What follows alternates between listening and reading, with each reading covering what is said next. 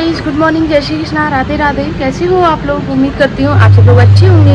मैं भी एकदम अच्छी हूँ। तो अभी सुबह का टाइम है, सुबह के 8 बज रहे हैं। शोरा स्कूल गई है क्योंकि उसके एग्जाम्स हैं और आज से हर्षित के भी स्टार्ट हैं। लेकिन कल रात से इसको फीवर आ रहा है और देखो ये सो रहा है अभी, क्योंकि कल रात को ये 3 बजे के करीब उठा था और इतना तेज़ फीवर था ना, इसको मैं बता नहीं सकती सच में। मतलब इसको ना सिर्फ पता नहीं टेंशन हो गई पेपरों की या फिर क्या हो गया। मतलब कल शाम तक ठीक था। शाम को मुझे लग रहा था इसको हल्की सी हरारत, मैंने सोचा था शायद थकान की वजह से हो गई होगी, क्योंकि पूरा दिन ऊपर से नीचे सीढ़ियाँ चढ़ता उतरता है तो हो गया होगा। लेकिन फिर रात को भी इसको फीवर आ गया। शाम को मैंने दवाई दे के सुलाया था, फिर रात को भी, फिर अभी उठ जाएगा जब दूंगी इसको दूध वगैरह पी लेगा तब। तो अभी तो ये सो रहा है और इसको नहीं भेजा मैंने एग्जाम देने, क्योंकि इसकी बिल्कुल भी बस की नहीं है। अभी भी इसको फीवर आ रहा है, दवाई दे के गए हैं इसके पापा। तो इसको सोने देती हूँ, जब तक मैं अपने वैसे काम कर लेती हूँ। और मैं थोड़ा सा ध्यान रखूँगी अब बच्चों का, क्योंकि ये ना ऊपर नीचे बहुत घूमते हैं। थोड़ा सा मुझे ही स्ट्रिक्ट होना पड़ेगा। बहुत प्यार से काम ले लिया इनको मैंने।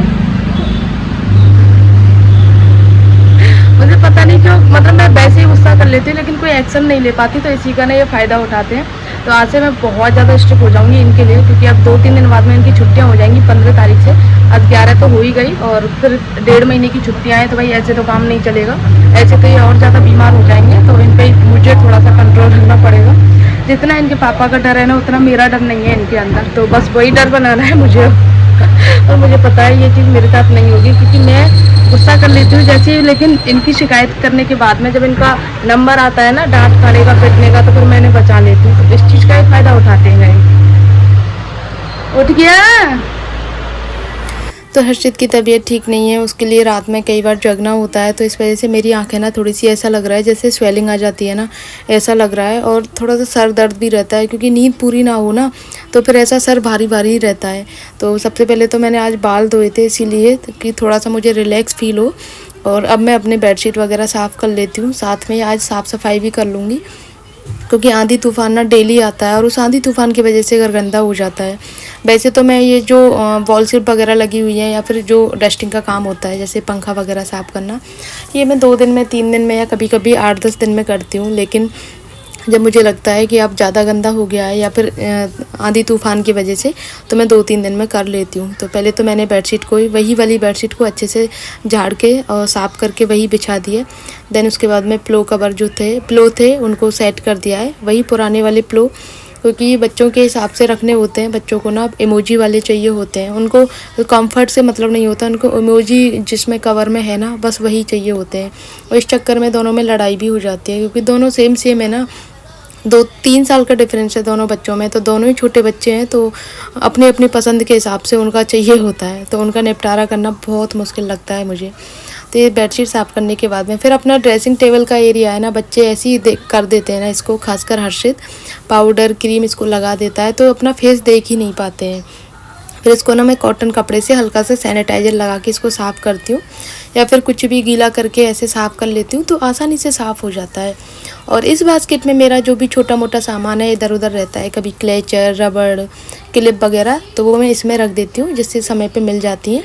और देखो 3-3 चाकू ला के रख रखे हैं स्वरानी किचन में से। किचन में 2 ही चाकू बचे हुए हैं, क्योंकि जो चाहे चाकू कितने हो किचन में, लेकिन जो चीज़ आपको कंफर्ट देती है ना सिर्फ वही से काम होता है। तो जो रेड वाला चाकू है ना, सिर्फ मुझे वही सही लगता है, तो उसी से मैं सब्ज़ी वगैरह काटती हूँ। लेकिन वो स्वरा ऊपर लेके आ गई, तो अब मैंने तीनों चाकू निकाल के रख दिए हैं। एक चाकू रखूँगी यहाँ पर, बाकी सारे चाकू नीचे भिजवाऊँगी किचन में। और ये बास्केट भी पूरी खाली हो गई है, साफ़ भी हो गई है। तो इसको सेट करके फिर करती हूँ अपना अगला काम, क्योंकि आज मुझे बहुत सारा काम करना है। और ये सारी चीज़ें पेंटिंग वगैरह हैं या फ्रेम है, सारे सबको साफ़ करना है मुझे, क्योंकि इन पे धूल मिट्टी बहुत जल्दी जम जाती है। तो बस ज़्यादा जितनी जल्दी गंदे होते हैं ना उतनी जल्दी साफ़ भी हो जाते हैं गाइस ये। तो अगर गंदे रहते हैं ना तो दिखते भी बहुत जल्दी हैं, सामने से दिख जाते हैं कि हाँ इनके ऊपर धूल की लेयर जमी हुई है। और ऐसे जो साइड में आप देख रहे हो ना बॉल शेप, इस पर भी ऐसे धूल मिट्टी जम जाती है। कई बार तो मकड़ी जाला भी लगा देती है, तो वो ऐसे एक धागा सा खिंच जाता है, वो बहुत गंदा लगता है। और कोई टोक देना तो मुझे जब ज़्यादा गंदा लगता है, तो इसीलिए कोई टोके ना किसी चीज़ के लिए, कि ये ऐसा है, चाहे आप कितना भी घर को साफ़ रखो, लेकिन एक चीज़ अगर आपसे छूट जाती है ना, उसके लिए अगर आपको टोक दिया जाता है ना, तो फिर ऐसा लगता है कि यार इतना काम करते हैं लेकिन फिर भी कहीं कोई ना कोई चीज़ छूट जाती है, उसके लिए टोक दिया जाता है। बाकी जितने काम हम कर चुके होते हैं ना, उसके लिए कोई अप्रिशिएट नहीं करता कि तुमने ये काम किया है, ये अच्छी सफाई हो रखी है, नहीं ऐसा नहीं करते। लेकिन जहाँ चीज़ गंदी होती है ना, उसके लिए टोक देते हैं तुरंत। और ये मेरे पति की आदत होती है, तुरंत टोक देते हैं, देख कितनी सारी मिट्टी लगी हुई है। इनकी आदत ऐसी रहती है। तो पंखे को वाइट कलर का है ना, तो बहुत जल्दी गंदा होता है और साफ़ भी बहुत जल्दी होता है। इसके मैचिंग के हिसाब से लगवाया था, क्योंकि इसमें ना ब्राउन कलर का पंखा लगा हुआ था, बड़े साइज़ का। और बड़े साइज़ का पंखा इसमें क्या है, सूट नहीं कर रहा था। मतलब इस ये जो डिज़ाइन है ना, ये दिख भी नहीं रही थी, और ब्राउन कलर इसमें मिसमैच हो रहा था, मतलब मैच कर रहा था। और हमें चाहिए था मिसमैच, यानी कि ब्राउन कलर की ये डिज़ाइन है तो वाइट कलर का जो दिखे। और ब्राउन कलर ऐसे हो रहे थे आपस में सेम, तो वो अच्छा नहीं लग रहा था। तो उसको निकाल के और ये वाला पंखा हमने लगाया, और दूसरे वाले कमरे में हमने ब्राउन लगाया है, डिज़ाइन वाला, वो बच्चों वाले कमरे में। तो आजकल तो बच्चे हमारे रूम में ही सोते हैं। और आज मैंने कूलर मंगवाया है, आई थिंक शाम तक आ जाएगा कूलर बच्चों वाले रूम में, क्योंकि सोने की बच्चों को बहुत ज़्यादा दिक्कत होती है। एसी चलाते हैं तो एसी से बच्चे ओढ़ते नहीं है रात को, और फिर उनकी तबीयत ख़राब हो जाती है। जैसे कि आज हर्षित की तबीयत ख़राब हो गई है, पर कल रात से उसको फ़ीवर है, दवाई दे दी है। अगर आज इसको आराम नहीं मिला तो कल फिर इसको मथुरा लेके जाऊँगी दिखाने के लिए डॉक्टर को, क्योंकि जब तक डॉक्टर को ना दिखा लो ना, तब तक बच्चे सही होते ही नहीं हैं। फिर टेस्टिंग वगैरह होती हैं। और आजकल जो ये बुखार है ना, इनका पता नहीं वायरल हो रहे हैं इस टाइम पे। कल क्या था, इसने तरबूज खा लिया था, और वैसे तो मैंने आधा घंटा फ्रिज में रख के ही खिलाया था, लेकिन फिर भी मतलब वो चीज़ रहती है ना, मन में ये रहता है कि हो सकता है इसकी वजह से तबीयत ख़राब हो गई हो। तो बस मेरे मन में यही डाउट है कि कल दोपहर को तरबूज आया था, तो हो सकता है उसकी वजह से तबीयत ख़राब हो गई हो। इसको तरबूज बहुत अच्छा लगता है गाइस, उसके फेवरेट है, बहुत पसंद है इसको। ये तभी खा रहा था, जैसे तैसे करके मैंने इसको डांट के और फ्रिज में रख दिया था, लेकिन फिर भी इसकी तबीयत ख़राब हो गई।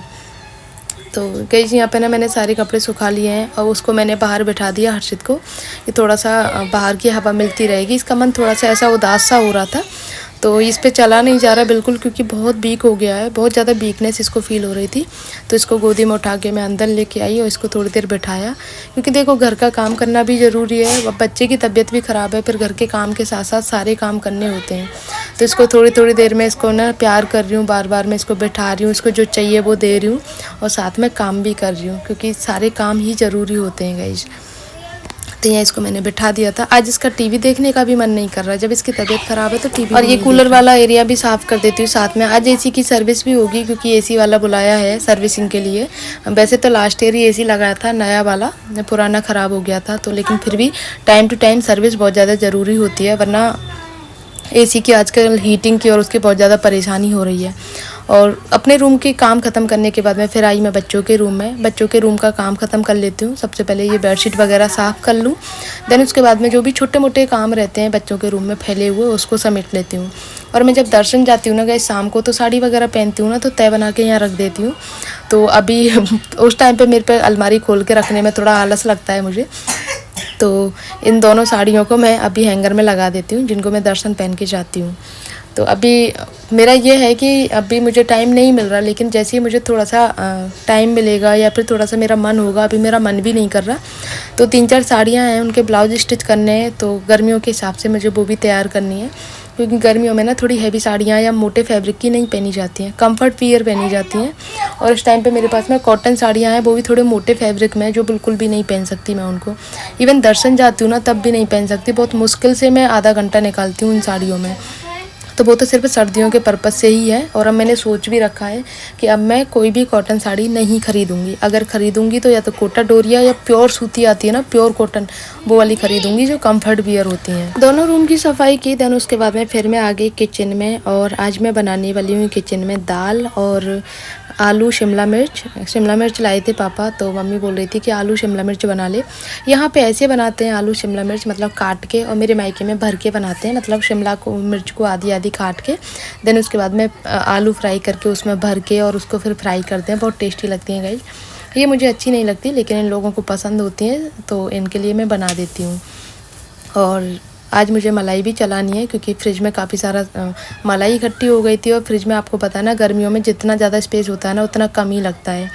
तो पानी की बोतल वगैरह भरने के लिए जगह नहीं थी, तो मैंने मलाई 2-3 बाउल इकट्ठे हो गए थे, तो सोचा इनको चला लेती हूँ और जल्दी जल्दी से घी निकाल के, घी भी निकल जाएगा। और मेरा ये रहता है कि घर का जो घी रहता है ना, जिससे मैं मलाई से निकालती हूँ, वो दाल का तड़का लगाने में और रोटियों में चुपड़ने में काम आए। बाज़ार का घी नहीं खाया जाता, जो मार्केट से आता है ना, वो घी स्मेल देता है और मुझे सबसे ज़्यादा स्मेल देता है, क्योंकि मैंने हमेशा से ही घर का घी खाया है, मैंने कभी मार्केट का घी नहीं खाया। मुझे इस चीज़ में बहुत ज़्यादा वो रहता है, मैं भले ही सादा खा लूँगी, लेकिन मेरे पे मार्केट वाला नहीं खा सकती मैं।